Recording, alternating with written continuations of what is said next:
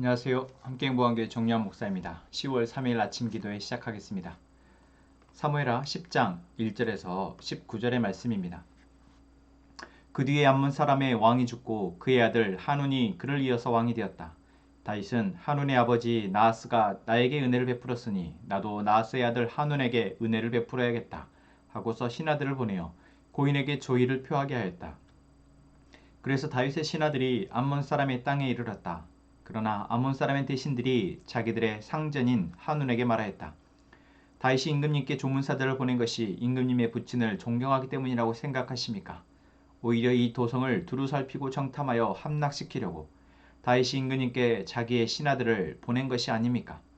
그래서 하눈은 다윗의 신하들을 붙잡아서 그들의 한쪽 수염을 깎고 입은 옷 가운데를 도려내어 양쪽 엉덩이가 드러나게 해서 돌려보냈다. 사람들은 이 일을 다윗에게 알렸다. 조문사들이 너무나도 수치스러운 일을 당하였으므로 다윗 왕은 사람을 보내어 그들을 맞으며 수염이 다시 자랄 때까지 여리고에 머물러 있다가 수염이 다 자란 다음에 돌아오라고 하였다. 암몬 사람들은 자기들이 다윗에게 미움을 사게 된 줄을 알았다. 암몬 사람들은 사람을 보내어서 벤르홉의 시리아 사람과 소바의 시리아 사람에게서 보병 2만 명과 마아가의 왕에게서 1,000명과 돕 사람들에게서 12,000명을 용병으로 고용하였다. 다윗은 이 소식을 듣고 요압에게 전투부대를 맡겨서 출동시켰다. 암몬 사람도 나와서 성문 앞에서 전열을 갖추었으며 소바와 루옵의 시리아 사람들과 돕과 마아가의 용병들도 각각 들녘에서 전열을 갖추었다. 요압은 적이 자기 부대의 앞뒤에서 전열을 갖추어 포진한 것을 보고 이스라엘의 모든 정예병 가운데에서 더 엄격하게 정예병을 뽑아서 시리아 군대와 싸울 수 있도록 전열을 갖추었다. 남은 병력은 자기의 아우 아비새에게 맡겨 암몬 군대와 싸우도록 전열을 갖추게 하고서 이렇게 말하였다. 시리아 군대가 나보다 더 강하면 내가 와서 나를 도와라. 그러나 암몬 군대가 너보다 더 강하면 내가 가서 너를 돕겠다. 용기를 내어라. 용감하게 싸워서 우리가 우리 민족을 지키고 우리 하나님의 성읍을 지키자. 주님께서 좋게 여기시는 대로 이루어 주실 것이다. 그런 다음에 요압이 그의 부대를 거느리고 시리아 사람들과 싸우러 나아가니 시리아 군인들이 요압 앞에서 도망하여 버렸다. 암몬 군인들은 시리아 군인들이 도망하는 것을 보고서 그들도 아비스 앞에서 도망하여 성으로 들어가 버렸다. 요압은 암몬 군대와 싸우기를 그치고 예루살렘으로 돌아왔다. 시리아 군인들은 자기들이 이스라엘에게 패한 것을 알고서 온 군대를 다시 집결시켰다. 그때 하다데셀이 사람을 보내어서 요프라테스 강 동쪽에 있는 시리아 군대를 동원시켰으므로 그들이 헬람으로 왔다. 하다데셀의 부하 소박사령관이 그들을 지휘하였다. 다윗이 이 소식을 듣고 온 이스라엘 군대를 모아서 거느리고 요단강을 건너서 헬람으로 진군하였다. 시리아 군대가 다윗과 싸우려고 전열을 갖추고 있다가 맞붙어 싸웠으나 시리아는 이스라엘 앞에서 도망하고 말았다. 다윗은 시리아 군대를 쳐서 병거를 모는 700명과 기마병 4만 명을 죽이고 소박사령관도 쳐서 그를 그 자리에서 죽였다. 하다데스의 부하인 모든 왕은 자기들이 이스라엘에게 패한 것을 알고서 이스라엘과 화해한 뒤에 이스라엘을 섬겼다. 그 뒤로 시리아는 이스라엘이 두려워서 다시는 암몬 사람을 돕지 못하였다. 아멘. 다윗이 이스라엘을 다스리는 가운데 다윗은 주변에 있는 나라들과의 전쟁에서 계속해서 승리하였고 이스라엘의 영토를 넓혀갔습니다. 그러한 이스라엘 또한 그러한 다윗 왕의 이런 모습 속에서 주변에 있는 나라들이 느끼는 감정은 두려움이었을 것입니다. 그런 상황 가운데 이스라엘의 동편에 자리하고 있던 암몬의 한 왕이 죽고 이제 그 아들이 하눈이라는 사람이 이어서 왕이 되었다라는 말로 10장은 시작하고 있습니다. 아버지가 죽고 자신이 왕이 되었을 때 이 왕은 불안함을 느낄 것입니다. 주변의 나라들로부터 혹시 위협을 당하지 않을지 그런 두려운 마음 가운데 있는 상황에 아버지의 죽음 가운데 장례식에 다윗의 사절단들이 조문하러 옵니다. 그리고 그 사절단의 방문에 대해서 이 한운의 신하들은 다윗이 정탐을 해서 이 암몬을 점령하기 위해서 보낸 정탐꾼이다라고 조언을 합니다. 우리는 여기에서 참 안 되는 사람의 모습 또는 악한 사람의 모습과 잘 되고 선한 사람의 모습을 좀 명확하게 보여지는 것 같습니다. 다윗은 어떻습니까? 자신은 승승장구하고 있고 맘만 먹는다면 어쩌면 암몬을 점령할 수도 있습니다. 하나님이 그것을 바라시고 물론 그렇게 하게 하신다면 지지 않을 것입니다. 그런데도 다윗은 그렇게 하지 않고 또한 왕이 죽은 이 공백기 가운데 정복을 위한 마음을 쓰기보다는 자신에게 어떤 좋은 선대를 했던 암몬 왕 나하스의 어떤 그 기억 때문에 조문을 보내죠. 이것이 선함을 갖고 있는 사람 또한 여유가 있고 뭔가 잘 되어지는 사람의 모습입니다. 여유가 있다라는 것이죠. 뭐 좋은 표현으로는 아량을 베푼다 또는 자신이 갖고 있는 은혜를 나눠줄 줄 안다라는 것입니다. 그런데 이 나하스의 아들은 그 여유가 없었습니다. 두려움이 있었고 신하들이 하는 말을 듣고 두려움에 사로잡힌 나머지 이 조문단 사절단에게 수치를 주어서 돌려보냅니다. 참 어리석지 않습니까? 아니 그런 마음이 있다 할지라도 뭐 정찰만 못하게 한다든지 잘 감시해서 그냥 보내면 되는데 참 어리석게도 그들을 또 수치스럽게 수염을 깎고 엉덩볼기짝을 드러내 보이게 옷을 잘라서 보냅니다. 무엇입니까? 자기의 어떤 두려움을 감추고자 허장성세, 자기가 무슨 여유가 있고 힘이 있는 것처럼 보이기 위해서 조롱을 한 것이죠. 그래놓고 바로 두려움에 사로잡혀서 옆국에 있는 시리아의 용병단에 사서 이 다윗과의 전쟁을 대비합니다. 안 되는 사람은 이렇게 안 됩니다.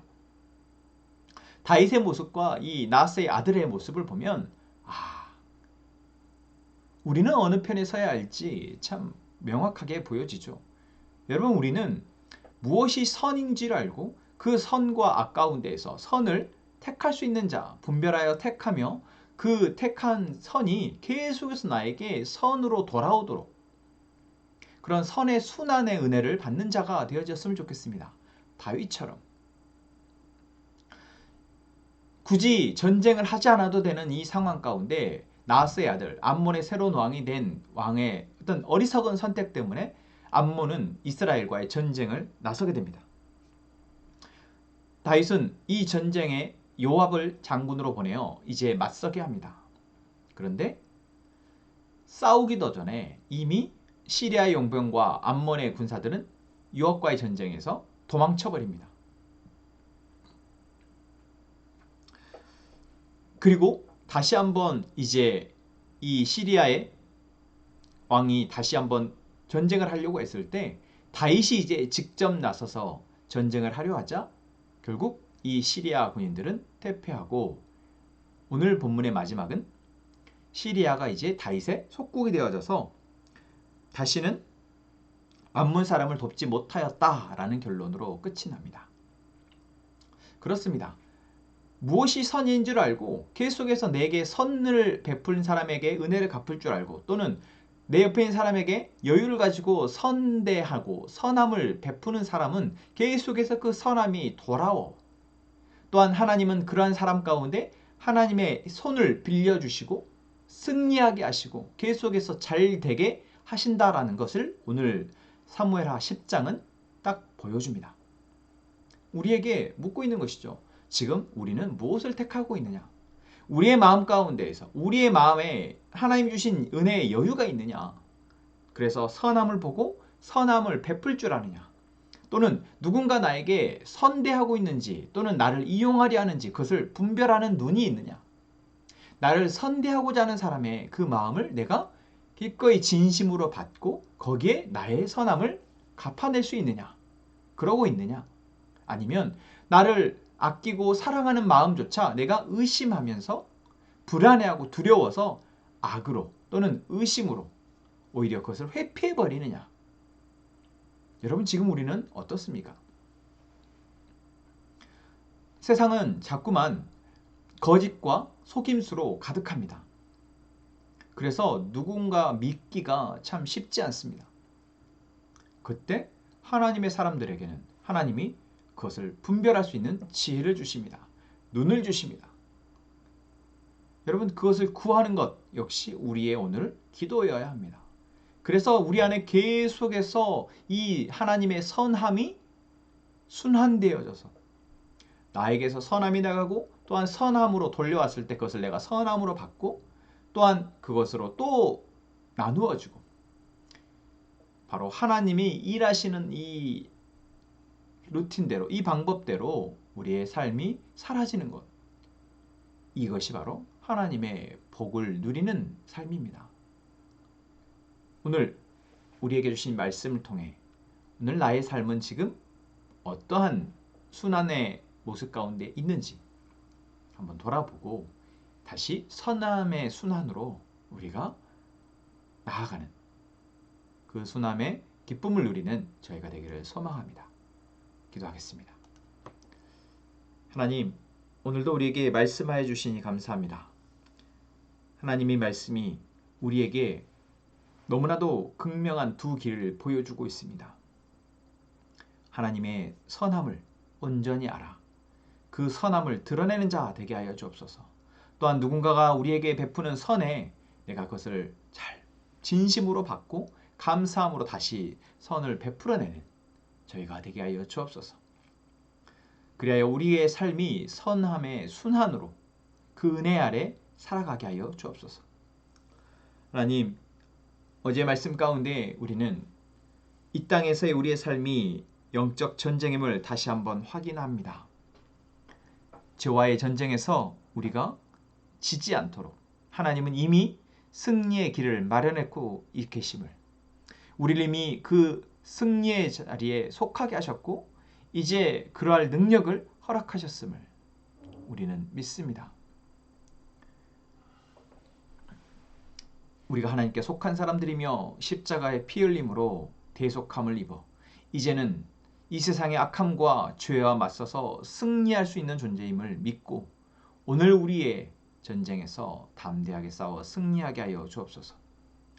하나님, 꿈자랑 그룹홈의 아이들을 위해서 기도합니다. 6명의 아이들과 돕고 계시는 그 아이들을 사랑하는 또 그 아이들을 섬기고 있는 분들, 하나님, 이 한 가정 안에 하나님의 사랑이 충만하기를 원합니다. 그래서 한 아이 한 아이가 사랑을 통해서 건강하게 자라날 수 있도록 주님 도와주옵소서. 하나님, 이 시간 우리의 간구를 들으신 하나님, 우리의 간구가 하나님의 나라와 하나님의 뜻을 위한 그러한 간구로 나아가게 하시고 그렇기에 우리의 기도가 소망으로 가득 차게 하여 주옵소서. 그리하여 하나님의 뜻이 이루어질 때 우리가 기쁨으로 감사함으로 하나님 앞에 예배하게 하여 주옵소서. 예수님의 이름으로 기도합니다. 아멘.